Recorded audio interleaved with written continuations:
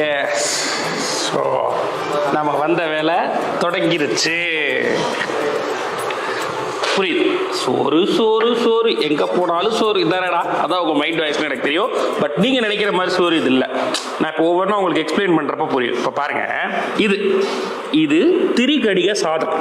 S, so specially made for us. இது வரகரிசியில் செஞ்ச சாதம். அப்புறம் பீட்ரூட், புடலங்காய் இதெல்லாம் உங்களுக்கு தெரியும். பட் இந்த துவையல் ரொம்ப ஸ்பெஷல். இது நெல்லிக்காய் துவையல். எஸ். அப்புறம் ஒயிட் ரைஸ், அது நம்ம எப்பயுமே சாப்பிட்டு பழகினதுனால சரி அதுவும் இருந்தால் தான் நல்லாயிருக்கும் அப்படின்னு சொல்லி ஒரு பேலன்ஸ்டு டயட்டை இப்போ நம்ம பார்த்துக்கிட்டு இருக்கோம். இதில் ரசம், மோர் இதெல்லாமே நம்ம எப்பயுமே சாப்பிட்றதா. பட் இந்த தண்ணி ரொம்ப ஸ்பெஷலான தண்ணி. அப்போ சுடு தண்ணி, அதுலேயும் இது ரெண்டு ஸ்பெஷல் தான். இது செம்பருத்தி தண்ணி. இதெல்லாம் சாப்பிட்ற மாதிரி நீ இல்லையடா, இதை சாப்பிட்டா நீ இப்படி இருக்க மாட்டியா அப்படின்னு உங்களுக்கு தோணுதா? எஸ், நான் அப்படி இல்லை. பட் எனக்கு இதை கொடுக்கும்போது அவங்க ஒரு விஷயம் சொன்னாங்க. இது எப்படி மாற்று உணவோ அது மாதிரி மாற்று மருந்து, மாற்று சிகிச்சை முறை. இன்னைக்கு இருக்கக்கூடிய அலோபதியினால எவ்வளவோ நிறைய பாதிப்புகள் இருக்கும் பட்சத்தில் நமக்கு தொன்று தொட்டு பாரம்பரியமா இருக்கக்கூடிய ஆயுர்வேத சிகிச்சை முறை இருக்கு இல்லையா, அதை பத்தி தான் இன்னைக்கு நம்முடைய CEO ஹவுஸ்ல பார்க்க போறோம். அதுக்கு ரொம்ப ஆப்டா இருக்கக்கூடிய வெஸ்ட் தாம்பரம்ல இயங்கக்கூடிய தன்வந்திராலயா ஆயுர்வேதிக் ஸ்பெஷாலிட்டி ஹாஸ்பிட்டலினுடைய சேர்மன் நம்மளுடைய டாக்டர் வனிதா மேம் கூட தான் இன்னைக்கு CEO ஹவுஸ் இருக்க போதே.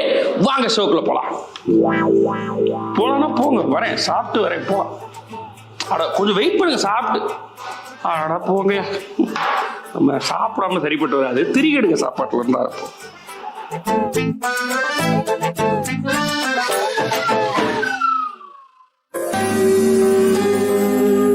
எஸ், வித்தவுட் ஃபர்தர் டிலே நம்மளுடைய தன்வந்திராலயா ஆயுர்வேதா ஸ்பெஷாலிட்டி ஹாஸ்பிட்டலினுடைய சேர்விமன், இவங்களை பற்றி சொல்லணும் அப்படின்னா இந்தியாவிலேயே முதல் women president for central council of Indian medicines அப்படின்ட்டு அந்த உயரிய பதவியை தன்னுடைய உழைப்பினால் மட்டுமே எய்திய ஒருத்தவங்க தான் இப்போ நம்ம கூட இருக்காங்க.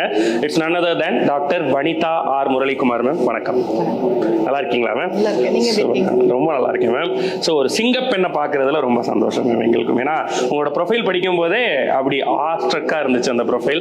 புதுக்கோட்டை மாதிரியான ஒரு கிராமத்து பின்னணியிலிருந்து வந்த வனிதா மேம் இன்னைக்கு இங்க நம்மளுடைய தாம்பரம் வெஸ்ட்ல, நீங்க டெல்லி வரையும் போயிட்டு வந்துட்டீங்க. பட் இங்க இப்படி ஒரு இடம் அமைக்கிறதுக்கும் எது உங்களுக்கு ரொம்ப உந்துதலா இருந்துச்சு? எல்லாரும் சொல்ற மாதிரி தான், +2 முடிச்சோடனே MBBS படிக்கணும், டாக்டர் ஆகணும்னு ஒரு ஆசை இருந்தது. எங்கள் ஃபேமிலி நிறைய அலோபதி டாக்டர்ஸ் இருக்காங்க. அந்த மாதிரி ஒரு பெரிய ஹாஸ்பிட்டல் வச்சு நமக்கு நிறைய பேஷண்ட்ஸ் வெயிட் பண்ணணும், நிறைய க்யூர் பண்ணணும்னு ஆசை இருந்தது. MBBS கிடைக்காததுனால ஆயுர்வேதா செஞ்சேன். பட் அதுவே ஒரு நல்ல விஷயமா நான் நினைக்கிறேன். நல்ல வேலை MBBS கிடைக்கல, ஆயுர்வேதா படித்தேன் அப்படின்னு ஒரு மகிழ்ச்சி தான். இந்த ஃபீல்டுலையும் இன்னும் பெட்டராக பெர்ஃபார்ம் பண்ணணும். ஏன்னா இப்போ இருக்கிற வேர்ல்டில் வந்து நிறைய டிசீஸ்க்கு க்யூர் கிடையாது, நிறைய டிசீஸ் வந்து கண்ட்ரோல் தான் பண்ண முடியும். ஆனால் சில விஷயங்கள் ஆயுர்வேதாலேயே நிறைய பண்ண முடியும், அது மக்கள் நிறைய தெரிய மாட்டேங்குது. இந்த ஒரு அவேர்னஸ் நிறைய கிரியேட் பண்ணணும். ஃபேமிலி சப்போர்ட், பேஷன்ஸ் எம்எல்ஏ வச்சிருக்கிற நம்பிக்கை. எனக்கு ஒரு காட்ஃபாதர் ஒருத்தர் இருந்தார், த சாய்ராம் கல்வி குழுமங்களின் தலைவர் லேட் லியோ முத்து அவர்கள். நாங்கள் பேர்லாம் சொல்கிற அந்த சேர்மன் அப்படி தான் சொல்லுவோம். ஸோ அவருடைய ஓவரால் மென்டர்ஷிப்னால தான் என்னால் இந்த மாதிரி ஒரு ஸ்டெப்ஸ் எடுத்து பண்ண முடியுது. Super ma'am. So Leomuthu sir, Sai Prakash அவங்களுக்குலாம் நம்மளோட பயங்கர கனெக்ட் இருக்குது பிளாக் ஷீப்போட. அப்படி ஒரு கனெக்டில் இன்னைக்கு உங்களையும் சந்திக்கிறதுல ரொம்ப சந்தோஷம் மேம். உங்களுடைய கனவுகள்லாம் தொடங்க ஆரம்பிச்சிருச்சு, இன்னும் விரிவடைஞ்சிக்கிட்டே இருக்குது. நீங்கள் நினைக்கிற மாதிரி எப்படி MBBS கிடைக்கல நான் இதை சூஸ் பண்ணேன், கிடைக்கிறத விட கிடைக்காதது சில நேரத்தில் நல்லதாக இருக்கும் லைஃப்பில். அப்படிதான் இதுவும் அமைஞ்சிருக்குன்னு நினைக்கிறேன். அதே மாதிரி இன்னைக்கு அலோபதியினால் பண்ண முடியாத பல விஷயங்களை ஆயுர்வேதாவால் பண்ண முடியும் அப்படின்னு சொல்கிறேன். நீங்கள் சொல்கிற மாதிரி எனக்கும் நிறைய டவுட் இருக்குது மேம். நான் வரேன்னு சொன்னோன்னே எக்கச்சக்கமான டவுட்டு மைண்டில் ஏற்றி அனுப்பியிருக்காங்க. ஸோ நானும் ஒரு வைவான்னு நினைக்கிறேன் இன்னைக்கு.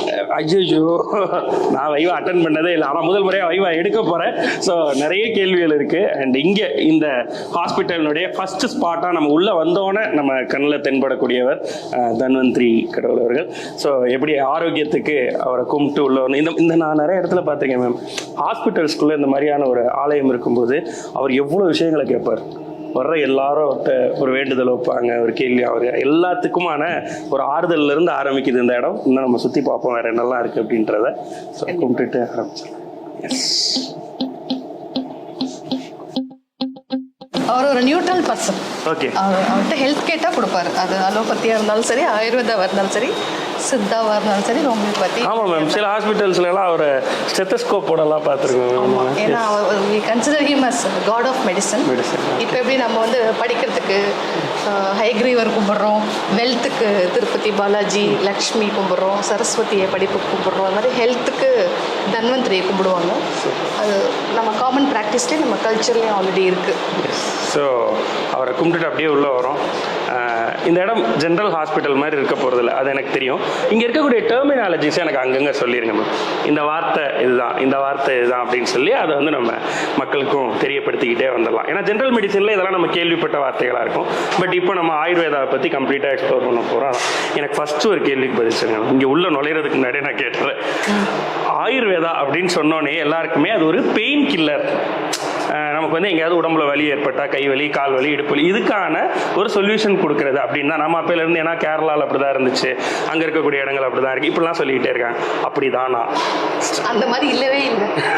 ஓகே, மேபி உங்கள் வீடியோ மூலமா நிறைய மித்ஸை பிரேக் பண்ணலாம் அப்படின்னு நினைக்கிறேன். எல்லாரும் நினச்சிட்டு இருக்குது ஒரு ஆயுர்வேதா மெடிசன், ஆயுர்வேத டாக்டர் அப்படின்னாவே மூட்டு வலிக்கு போகலாம், எண்ணெய் கொடுப்பாங்க, மசாஜ் பண்ண சொல்லுவாங்க, அப்போ சரியாயிடும் அப்படின்னா. என்னோட ஆரம்ப கால ப்ராக்டிஸ்லேயே அந்த மாதிரி கேசஸ் மட்டும்தான் வரும். பட் ஆயுர்வேதா வந்து வேற லெவல் அப்படின்னு நம்ம கன்வே பண்ணணும்.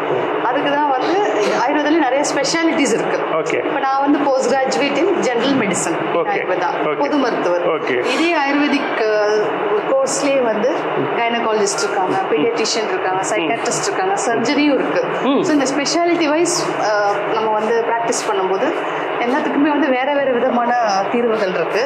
நிறைய அந்த அலோபதி யூசேஜ் இருக்கு வந்து சைடு எஃபெக்ட்ஸ்ல தான் நம்ம தப்பிச்சு ஆயுர்வேதா எடுத்துக்கிட்டா ரொம்ப ரொம்ப பயனுள்ளதாக இருக்கும். ஓகே மேம், இவன் ஏன் அந்த கேள்வியெல்லாம் கேட்குறான்னு நினைக்காதீங்க. ஏன்னா வாட்ஸ்அப்பில் ஒரு ஃபார்வேர்டை தான் மேம் கேட்குறேன். ஏன்னா அதுதான் இன்னைக்கு ரொம்ப வேகமாக பரவுது நம்ம இப்படி பேசி போடுற வீடியோஸை விட. அப்படி வந்து ஆயுர்வேதாக்கும் சைடு எஃபெக்ட்ஸ் இருக்கு, நீங்க சொல்ற மாதிரி அப்படி கிடையாது அப்படின்னு சொல்றாங்க சிலர். அப்படி இருக்கா? சிஸ்டம் ஆஃப் மெடிசனுக்குமே ஒரு சைடு எஃபெக்ட் இருக்கு. ஓகே, எஃபெக்ட்னு ஒன்று இருந்தால் சைடு எஃபெக்ட் இருக்கும்ல கண்டிப்பா. ஸோ இது வந்து நீங்க ப்ராப்பரா யூஸ் பண்றதுல தான் இருக்கு. ஆனா வந்து ஆயுர்வேத மெடிசன்ல சைடு எஃபெக்ட் இல்லவே இல்லைன்னு நான் சொல்ல மாட்டேன். அதையும் நீங்க ஆயுர்வேத மருத்துவருடைய அறிவுறுத்தல எடுத்துக்கணும். அந்த மெடிசன் ப்ராப்பரா ப்ரிப்பேர் பண்ணதா இருக்கணும். இப்போ பெரிய கம்பெனிஸ்லாம் பெரிய ரிசர்ச் லேப்லாம் வச்சு அந்த மருந்தை வந்து டெஸ்ட் பண்ணி அப்புறம் தான் அது மார்க்கெட்டுக்கே வருது. என்னுடைய அட்வைஸ் என்னன்னா, நீங்க ஒரு ப்ரொஃபஷனலாக ஆயுர்வேத டாக்டர் பார்த்து ப்ரிஸ்கிரிப்ஷன் வாங்கி அந்த ப்ரிஸ்கிரிப்ஷன்ல மருந்து பேர் எழுதியிருக்கான்னு பார்க்கணும். நீங்க பார்த்தீங்கன்னா சில இடத்துல வந்து எங்ககிட்ட பேஷண்ட் சொல்லுவாங்க, டாக்டர் நான் இவங்க கிட்ட போனேன் எனக்கு சரியாகல அப்படின்னு, என்ன மருந்து கொடுத்தாங்க அப்படின்னு கேட்டால் அந்த மருந்துல பேரே இருக்காது. ஏதாவது பொட்டத்தில் பொடி இருக்கும், மாத்திரை வந்து மடிச்சிருக்கும். நான் எல்லாருக்கும் சொல்ற அட்வைஸ் தான், நீங்க என்ன சாப்பிட்றீங்கிறத நீங்க ஃபர்ஸ்ட் தெரிஞ்சுக்கணும். மருந்து பேர் உங்களுக்கு தெரியணும், அந்த மருந்து எப்படி செய்யறாங்க, அது எந்த கம்பெனி, எவ்வளவு டோசேஜ், அதை எப்படி பயன்படுத்தணுங்கிற ஆயுர்வேத மருத்துவ அட்வைஸ் இருக்கணும். அந்த மாதிரி மெடிசன் நீங்க எடுத்தீங்கன்னா சைடு எஃபெக்ட்ஸ் இருக்காது. அப்படி பார்க்கும்போது அலோபதி மெடிசன் தான் நிறைய சைடு எஃபெக்ட்ஸ் இருக்கு கம்பேரிட்டிவ்லி. வந்து ஹெர்பல் பேஸ்ட் அப்படிங்கிறதுனால the side effects are little bit acceptable. அதுல தான் அதிக டேமேஜஸ் இருக்கு. அப்படிங்கிறத நம்ம அட்வைஸ் பண்றது நீங்க இதை பயன்படுத்துங்க. நீங்க ஏற்கனவே இதை சொல்லிட்டீங்க மேம், இருந்தாலும் நான் ஒரு முறை கேட்டுக்கிறேன். கண்ணுக்கு ஆயுர்வேதால ட்ரீட்மெண்ட் இருக்கு, இஎன்டி இருக்கு, கார்டியோ ஹார்ட் ரெலவெண்டான விஷயம். ஹார்ட்ல ரெண்டு விதமாகவும் இருக்கு. ஒன்று லைக் அன்ஃபிட் பீப்புள், இந்த மாதிரி பிளாக்கேஜஸ் இருக்கு, அவங்க வந்து ஒரு ஆஞ்சியோபிளாஸ்டிக்கு ஃபிட் இல்லை, ஒரு பைபாஸ் பண்றதுக்கு ஃபிட் இல்லைன்னா எங்ககிட்ட வர்றாங்க. We use leeches. ஓகே, அந்த பிளாக் வந்து கரைக்கிறதுக்கு வந்து லீச்சஸ் யூஸ் பண்ணுறோம். அட்டைப்பூச்சி. எஸ், அட்டைப்பூச்சி தான் லீச்சஸ். எஸ், அந்த மாதிரி பண்ணுறோம். ப்ரிவென்டிவ் கார்டியாலஜின்னு ஆயுர்வேதால இருக்கு. ஓகே, உங்களுக்கு இஃப் யூ ரீச்சிங் ஒரு 35 வயசுக்கு வந்துட்டீங்க அப்படின்னா அப்பையிலேருந்து நீங்கள் அந்த ஆயுர்வேதாவுடைய பஞ்சகர்மா ட்ரீட்மெண்ட்ஸ், ஆயுர்வேதில் சில கார்டியாக்குன்னு ரொம்ப காமனாக யூஸ் பண்ணுற மருதம் பட்டை, அர்ஜுனான்னு சொல்லுவாங்க, அந்த மாதிரி ஹர்ப்ஸ் எல்லாம் யூஸ் பண்ணும்போது நீங்கள் வந்து ஃபியூச்சரில் கார்டியாக் ப்ராப்ளம் வர்றதை தவிர்க்கலாம். இப்போ நீங்கள் நிறைய கேள்விப்படுறீங்க, அவங்க எக்ஸசைஸ் பண்ணிட்டாங்க கார்டியாக் அரெஸ்ட் வந்துருச்சு 33 வயசுல, சின்ன வயசுல. நிறைய பேர் சஸ்பெக்ட் பண்றது கோவிடுக்கு அப்புறம் இது ஜஸ்ட் இன்க்ரீஸ் ஆகுது. ஆமா மேம், லெஃப்ட் ஹேண்ட் வலி எடுத்தாலே பயம் வருது மேம். அதுவும் என்னை மாதிரி ஒபீஸா இருக்கவங்களுக்குலாம் கண்டிப்பா உள்ளுக்குள்ள உடனே அந்த பயம் வந்துடும் இல்லையா? இது டயக்னோஸ் பண்றதும் நம்ம பண்ணிட முடியும். ப்ரிவென்டிவ் கார்டியாலஜின்னு ஒரு கான்செப்ட் இருக்கு ஆயுர்வேதால. ஆஹா. நீங்க 35 இயர்ஸ்ல வரும்போதே நீங்க உங்களுடைய ஒபிசிட்டி, உங்களுடைய பாடி கான்ஸ்டியூஷன் இதெல்லாம் அசஸ் பண்ணி if you regularly at intervals of panchakarma treatment, ஆயுர்வேதால சொல்லக்கூடிய அந்த டீடாக்சிஃபிகேஷன் அதெல்லாம் எடுத்துகிட்டே இருந்தோம்னா உங்களுக்கு வந்து ட்ரைக்ளிசரைட்ஸ் அதிகமாகிடாது, கொலஸ்ட்ரால் அதிகமாகிடுது, வெயிட் அதிகமாகாமல் பார்த்துக்கலாம். இதெல்லாம் நம்ம மானிட்டர் பண்ணிட்டே இருந்தோம்னா கார்டியாக் அரெஸ்ட் வர்றது, கார்டியாக் ரிலேட்டட் ப்ராப்ளம்ஸ் வரலாம் நம்ம தவிர்க்க முடியும். பிளாக் வந்ததுக்கு அப்புறமும் தடுக்க முடியும். ஒருவேளை பயம் இருக்கு அப்படின்னா முன்னாடியே வந்து டெஸ்ட் பண்ணி அது வராம இருக்கவும் நம்மளால எந்த இடத்துல ஆயுர்வேதா யூஸ் ஆகாது கார்டியாலஜிக்கு அப்படின்னா, ஒரு மயோகார்டியல் இன்ஃபெக்ஷன் டெக்னிக்கலா சொல்றேன் அப்படின்னா கார்டியாக், அது ஹார்ட் அட்டாக் அப்படின்னு சொல்றோம் இல்லையா, அதுதான் அது பேர் மயோகார்டியல் இன்ஃபெக்ஷன். இன்ஸ்டன்டா அப்பவே பண்ணணும்னா அது மட்டும் நடக்காது.